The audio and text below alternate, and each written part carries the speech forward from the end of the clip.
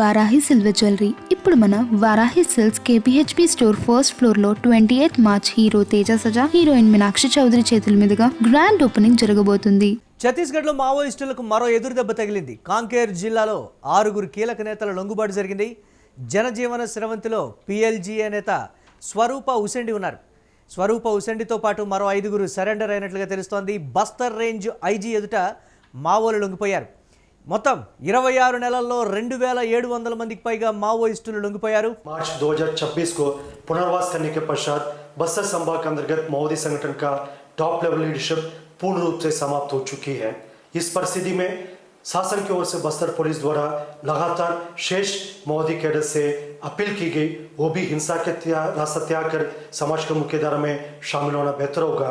इस अपील की प्रभाव से तथा सभी संबंधितों के प्रयासों से कांकेर जिला अंतर्गत विगत 2 दिनों में Rajnandgaon Kanker border division committee के 6 माओवादी कैडर्स जिसमें एसीएम मंगेश, गणेश, मंगती, राजे, हिडमे तथा स्वरूपा द्वारा हिंसा त्याग कर समाज के मुख्यधारा में शामिल होने का निर्णय लिया गया.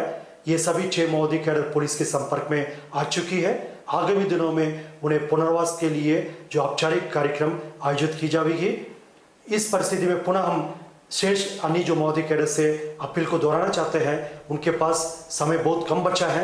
इस समय పిఎల్జీఏ నేత స్వరూప ఉసెండితో పాటు మరో 5 కూడా లొంగిపోయారు కదా సత్య, ఏ విధంగా చూడాలి? దీనికి సంబంధించి డెడ్లైన్ లోపల లొంగిపోయేటువంటి వారి సంఖ్య కూడా పెరగొచ్చు అనేటువంటి మాట మరో 2-3 రోజుల్లో దీనికి సంబంధించి కూడా పోలీసులు చెప్తూ ఉన్నారు. దీనిపై మరిన్ని అప్డేట్స్ మా కరెస్పాండెంట్ సత్య అందిస్తారు. సత్య, పిఎల్జీఏ కీలక నేత స్వరూప ఉసెండితో పాటు మరో 5 మావోయిస్టులు కూడా లొంగిపోయినటువంటి విధానాన్ని మనం చూస్తున్నాం. ఏంటి, ఏ విధంగా చూడాలి? డెడ్లైన్ లోపల మిగతా వారు కూడా ఇదే బాటలో పయనిస్తారని వీరు చెప్పకనే చెప్తున్నటువంటి పరిస్థితి.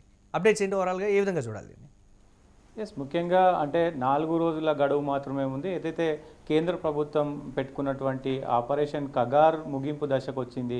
ఆపరేషన్ కగార్లో పెద్ద ఎత్తున అందరూ కూడా లొంగిపోతున్న పరిస్థితి కనబడుతుంది. ముఖ్యంగా కీలక నేతలైనటువంటి వాళ్ళందరూ కూడా లొంగిపోతూ ఉన్నారు. దాదాపు ఇప్పుడు ఈ పిఎల్జీఏకి సంబంధించినటువంటి స్వరూప లొంగిపోవడం ప్రస్తుతం కొంత శుభ పరిణామం ఇటు పోలీసులకు, మరి మావోయిస్టులకు అయితే పెద్ద ఎదురు దెబ్బ అని చెప్పుకోవచ్చు. ముఖ్యంగా ఛత్తీస్గఢ్ ఏదైతే కాంకేర్ జిల్లాలో బస్తర్ రేంజ్కి సంబంధించినటువంటి సుందర్రాజన్, ఐజీ సుందర్రాజన్ ఎదుట వీళ్ళందరూ కూడా లొంగిపోయిన పరిస్థితి కనబడుతూ ఉంది. ముఖ్యంగా వాళ్ళతో పాటు ఏదైతే 3 ఆయుధాలు AK-47లు, రైఫిళ్ళు, ఇవన్నీ కూడా మందుగుడ్డి సామాగ్రి అంతా కూడా వాళ్ళు స్వాధీనం చేసుకున్న పరిస్థితి కనబడుతూ ఉంది. వాళ్ళపైన ఏదైతే రివార్డు ఉందో ఆ రివార్డును కూడా వాళ్ళకి ఇస్తామని చెప్తా ఉన్నారు. ముఖ్యంగా లొంగిపోయిన వాళ్ళలో స్వరూప ఉన్నారు. ఆమె పిఎల్జీఏ కమాండర్గా పనిచేస్తూ ఉన్నారు. చాలా కీలక నేత స్వరూప. చాలా రోజుల నుంచి కూడా ఈ బెటాలియన్లో పిఎల్జీఏ మొత్తం కూడా హిడ్మాకు సంబంధించినటువంటి ఈ బెటాలియన్ పిఎల్జీఏలో అత్యంత కీలకంగా పనిచేసినటువంటి స్వరూప లొంగిపోవడం ప్రస్తుతం మావోయిస్టులకు ఎదురుదెబ్బ అని చెప్పుకోవచ్చు. ఆమెతో పాటు మిగతా ఏవైతే కొంతమంది ఏరియా కమిటీ మెంబర్స్, అలాగే డివిజన్ కమిటీ మెంబర్స్ కూడా లొంగిపోయినారు. అశోక్ కుంజం, ఆయన ఏసీఎం అంటే ఏరియా కమిటీ మెంబర్, అలాగే మొత్తం రామ్, ఈయన కూడా ఏసీఎం ఏరియా కమిటీ మెంబర్గా ఉన్నారు. సోమ్జీ మడ్మి, ఆయన ఏసీఎం, అలాగే బిజ్జో కోవాసి, ఈయన కూడా ఏసీఎం అంటే ఏరియా కమిటీ మెంబర్గా పనిచేస్తూ ఉన్నాడు.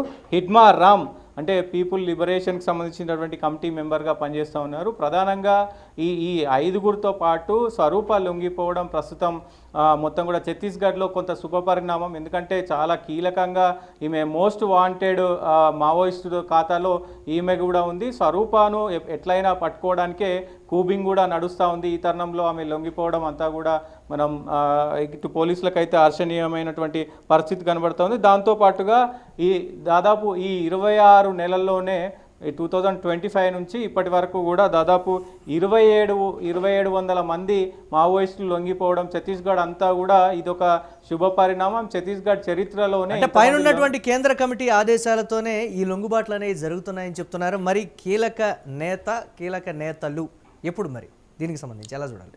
డెఫినెట్గా అంటే మనకున్న సమాచారం మేరకు 2-3 రోజులలో ఖచ్చితంగా కీలక నేతలు, అలాగే మొత్తం కూడా జాతీయ స్థాయిలో పనిచేస్తున్నటువంటి వాళ్ళు, కార్యదర్శులు, అలాగే పిఎల్జీఏకి సంబంధించినటువంటి బెటాలియన్ కావచ్చు, మొత్తం కూడా దేవ్జీ లాంటి క్యాడర్ పనిచేసినటువంటి వాళ్ళందరూ కూడా గణపతితో సహా దాదాపు అందరూ కూడా 30 తారీఖు లేదా 31 తారీఖు రోజు మరి అమిత్ షా పెద్ద ప్రెస్ మీట్ పెట్టి మొత్తం మీడియా ముందు కూడా అమిత్ షా పాటు కీలకమైనటువంటి పోలీసులు అందరూ కూడా అక్కడ రానున్నారు అన్నట్టు తెలుస్తూ ఉంది. ముఖ్యంగా మరి చాలామంది ఏదైతే ఇప్పుడు పట్టుకుంటున్నటువంటి వాళ్ళందరినీ కూడా కొంతమందిని అక్కడికి తీసుకెళ్ళి ఢిల్లీలో పెద్ద ఎత్తున వాళ్ళందరినీ కూడా, ఎందుకంటే అంతిమ దశ operation Kagar 1, operation Kagar 2, operation ఏదైతే బ్లాక్ ఫారెస్ట్, ఇవన్నీ కూడా వీళ్ళు పెట్టుకొని విజయవంతంగా ముందుకు తీసుకెళ్తున్న పరిస్థితి కనబడతా ఉంది.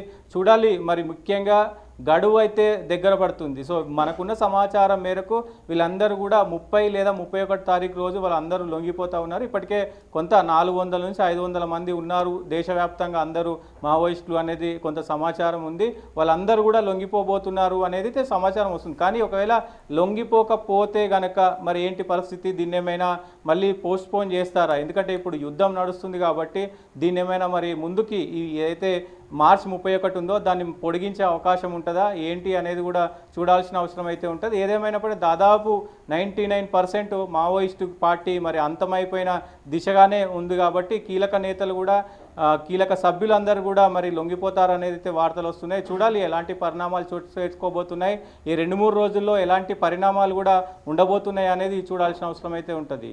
Murali. Right, thanks for update Satya. ఇక ఛత్తీస్గఢ్లో మావోయిస్టులకు మరో ఎదురు దెబ్బ తగిలింది. కాంకేర్ జిల్లాలో 6 కీలక నేతలు లొంగుబాటుకు సంబంధించి బ్రేకింగ్ న్యూస్ చూస్తున్నాం. జనజీవన స్రవంతిలోకి పిఎల్జీఏ నేత స్వరూప ఉసెండి వచ్చారు. స్వరూప ఉసెండితో పాటు మరో 5 సరెండర్ అయినట్లుగా తెలుస్తోంది. బస్తర్ రేంజ్ ఐజీ ఎదుట ఈ మావోయిస్టులు లొంగిపోయారు. మొత్తం 26 నెలల్లో 2700 మందికి పైగా మావోయిస్టుల లొంగుబాటు జరిగింది. ఏదైతే పెట్టినటువంటి డెడ్లైన్ ఉందో, కేంద్రం విధించినటువంటి డెడ్లైన్, మావోయిస్టు రహిత దేశంగా మేము ప్రకటిస్తామని ఆ రోజు చెప్తామని చెప్పింది. కానీ కీలక నేతలు దాదాపుగా 3-4 వరకు ఉన్నారు. వారి లొంగుబాటు తర్వాత పూర్తిగా మావోయిస్టు రహిత దేశంగా భారతదేశం ఉండేటువంటి అవకాశం అయితే ఉంది. అతి కొద్ది రోజులు, దాదాపు ఒక 3-4 రోజుల వ్యవధిలోనే ఇదంతా కూడా ప్రక్రియ జరగబోతోంది అనేది కూడా సమాచారం.